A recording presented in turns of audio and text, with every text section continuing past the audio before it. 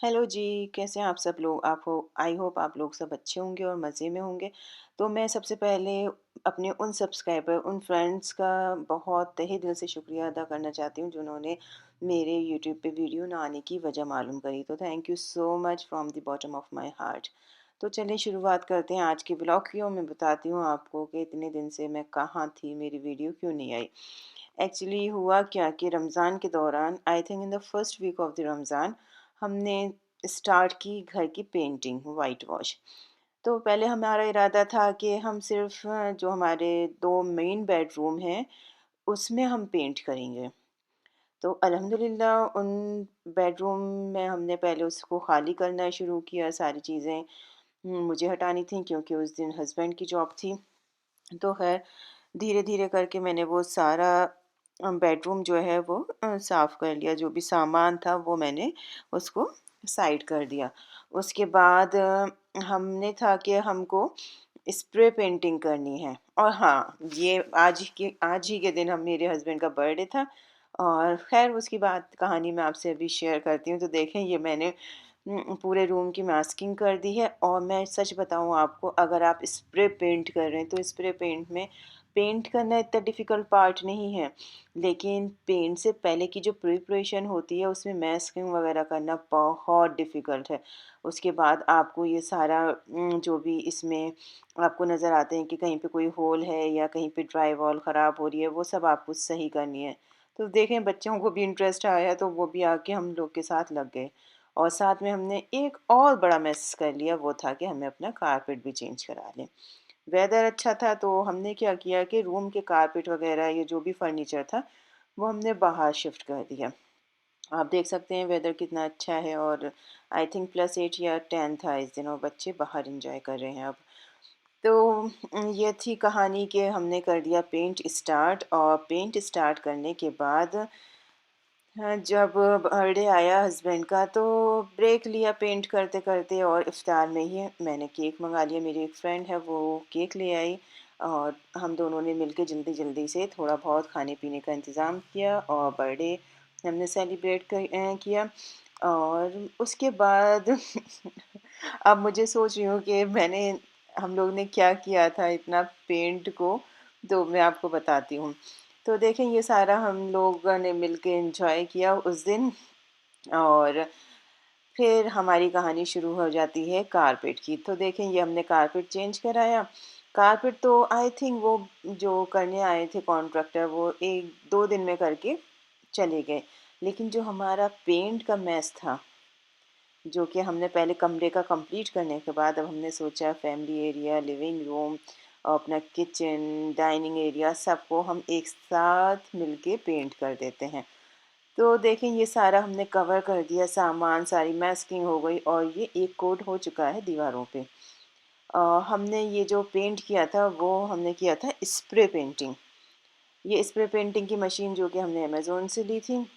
देखने में बड़ी कॉम्पैक्ट सी, बड़ी क्यूट सी है और अच्छे से इससे पेंट हो जाता है। आप माने कि एक जो मीडियम साइज़ बेडरूम होता है वो आई थिंक 10-15 मिनट में कंप्लीट हो जाता है। तो देखें ये हस्बैंड दिखा रहे हैं कि इसके साथ क्या-क्या अटैचमेंट है। ये इसका पाइप था और ये आगे नॉब थी जिससे कि आप स्प्रे करेंगे पेंट को। और इसके अलावा एक लंबा-सा और अटैचमेंट है जिसमें आप छत वगैरह को स्प्रे कर सकते हैं और इसमें अलग-अलग वेरिएशन है कि आपको किस प्रेशर पे जो है वो पेंट चाहिए।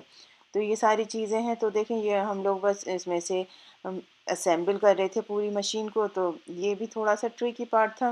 लेकिन मुझे लगता है कि ये हस्बैंड लोग तो कर लेते हैं इज़िली, तो ये इनका हो गया। और इसमें एक ये वॉशर भी दिया हुआ है कि जब आप पेंट कर लें तो इस पूरे पाइप को और मशीन को आप इससे वॉश करके सेफली इसको दोबारा यूज़ कर सकते हैं। तो ये सारी चीज़ें थी कि मशीन को असेंबल करना। ख़ैर ये मशीन भी असेंबल हो गई, लेकिन सच बताएँ मैं कहूँगी आप लोग से कि अगर आपको कभी भी अपना घर पेंट करना है या कोई भी जगह पेंट करनी है, आप इस स्प्रे मशीन से बेटर है कि आप रोलर से पेंट करें। क्योंकि स्प्रे मशीन का सबसे बड़ा ड्रॉबैक ये है, नो डाउट ये आपका टाइम सेव करती है। 10 मिनट में आपकी अच्छा बड़ा बेडरूम जो है वो पेंट हो जाएगा। लेकिन 10 मिनट से पहले की जो प्रिपरेशन है, वो आपका कम से कम 2-3 घंटे ले लेती है। और उसके बाद अगर कभी ऐसा हुआ कि आपका टेप जो है वो एक्स्ट्रा हो गया या टेप जो है वो गलत आपने कहीं पे लगा दिया या टेप निकालते टाइम कुछ ख़राबी हो गई तो यकीन मानें कि बहुत ही ज़्यादा लंबा काम हो जाता है।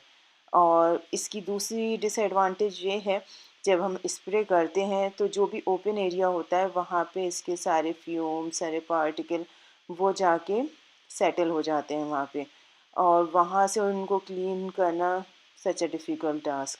तो मैं तो पर्सनली सबसे यही सजेस्ट करूँगी कि थोड़ा टाइम ज़्यादा ले लें, थोड़ी मेहनत ज़्यादा ले लें, लेकिन वो क्या आप अपने सारे कारपेट को या फिर अपने सारे फर्नीचर को ख़राब करें, उससे बेटर है कि आप रोलर से इजीली पेंट करें। कोई बात नहीं, थोड़ा टाइम ज़्यादा लगेगा, but I think it's a better option.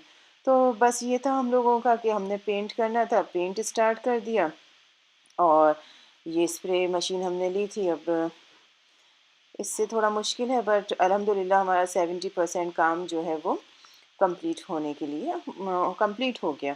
और साथ के साथ मैं आपको बता दूं कि हम लोग का बेसमेंट भी बन रहा है, लीगल स्वीट बना रहे हैं हम लोग, उसका भी 90% काम हो चुका है और उसका फाइनल इंस्पेक्शन होगा।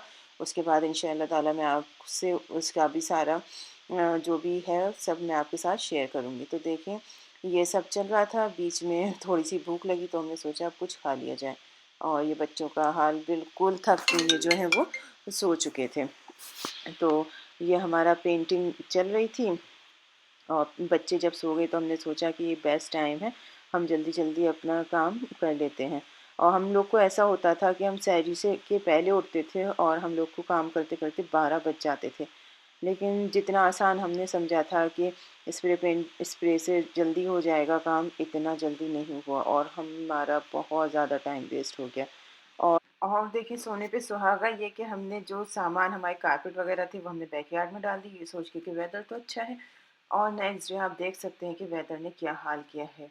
यहाँ पे स्नो स्टॉर्म फिर से आया, और इतना बुरा वाला कि जो भी बैकयार्ड में सामान रखा हुआ था, स्विंग कारपेट सब स्नो में हो गए हैं। तो अब देखें, यही है कि काम पे काम बढ़ा जा रहा है। शायद अल्लाह ताला हमारी आजमाइश कर रहा है कि हमारे अंदर कितना पेशेंस है। खैर कोई नहीं, हम भी डटे रहे और अपने काम पे लगे रहे। तो अल्हम्दुलिल्लाह 3-4 दिन की कड़ी मेहनत के बावजूद ये देखें, ये घर का कुछ इस तरह से हाल निकल के आया है। अभी कुछ चीज़ें हैं जो सेट करनी है, जगह पे रखनी है। तो इंशाअल्लाह ताला धीरे-धीरे मैं घर में जो भी है, जो भी मुझे कुछ चीज़ें नई बाय करनी है, इंशाअल्लाह आपके साथ शेयर करती रहूँगी। तो इंशाअल्लाह आपसे फिर नेक्स्ट व्लॉग में मुलाकात होती है। जब तक आप लोग अपना ख़्याल रखें, मज़े करें। ये देखें, अभी पीछे वाली वॉल कंप्लीट नहीं हुई, इसको भी हमें अभी कलर करना है।